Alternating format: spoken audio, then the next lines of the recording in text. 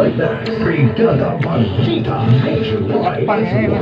Samantala, humarap na sa preliminary investigation ng Department of Justice o DOJ ang itinuturong suspect sa pagdukot at pagpatay sa negosyanteng si Anson Ke na si Dong Wen Lee o Kelly Tan Lim. Ito ay kasunod ng pagka-aresto sa kanya sa Boracay noong May 17. Matatandaan siya ang nakitang huling kasama ni Ke bago ito mawala. Siya rin ang sinasabi ng iba pang suspect na nanghingi ng ransom sa pamilya ng biktima. Maliban po sa suspect, nagtungo rin ang anak ni Anson Ke na si Alvin Ke sa DOJ.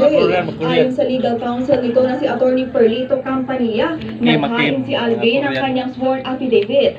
Laman umano nito ang mahalagang impormasyon kaugnay ang kaso. Samantala, iginiit ni Campanilla na hindi sangkot ang kanyang kliyente sa pagpatay sa kanyang ama. Sa huli, sinabi nitong umaasa ang buong pamilya Ke na maibibigay ang hustisya sa insidente. Brigada Balita Nationwide.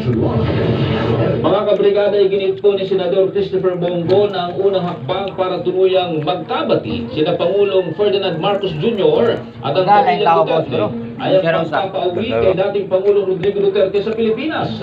Kung maalala po mga lima katao, bro. sa Dahig, Netherlands si Duterte dahil naman sa kasong crimes against humanity Nga ko, di makayan mo tulog, Sir Roy. nitong war on drugs. Balikin niyo muna si siya naman po ang dapat kausapin. Siya yung Tingnan ko, nalubong ang dikit. Siya po yung nagserbisyo sa ating mga kababayan noong nakarang 6 na taon. Ginawa niya po ang lahat ng sakripisyo. Ngunit pinadala po siya dun sa Hague. 200 yung hatag niya among duot, murag 350. Kaligtasan at kapakanan ng dating Pangulo.